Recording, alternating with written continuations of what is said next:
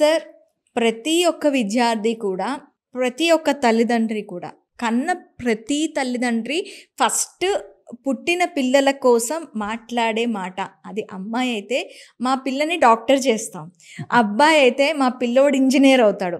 ఇవి కామన్గా ఉన్నాయి. కాకపోతే ఇప్పుడు ఉన్న సిచ్యువేషన్స్లో అవి అంత ఈజీగా దొరికే ఫలాలు అంటారా? ఒక అడవిలో కోతి ఉందండి. వరద నీటిలో చిక్కుబడిపోయింది. చాలా కష్టపడి చెట్టు కొమ్మ పట్టుకుని పైకెక్కి కూర్చుంది, ప్రాణం రక్షించుకుంది.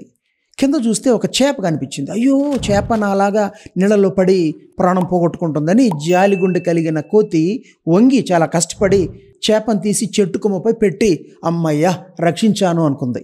ఓకే, ఏమైంది? చచ్చిపోయింది. చేప చచ్చిపోయింది. కోతిది మంచి ఉద్దేశం, జాలిగుండె, కానీ కీడు చేసింది.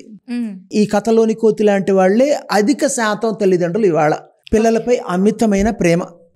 ఎలాగైనా మన పిల్లలు ఎక్స్పెక్టేషన్స్ అనుకోవటం ముఖ్యం. మనకంటే బాగా బతకాలి, మనం మన అవసరాలని కట్టుకునైనా తగ్గించుకునైనా పిల్లలకి అద్భుతమైన లైఫ్ ఇవ్వాలి అని మెజారిటీ తల్లిదండ్రులు అనుకుంటున్నారు. ఇది చాలా గొప్ప విషయం.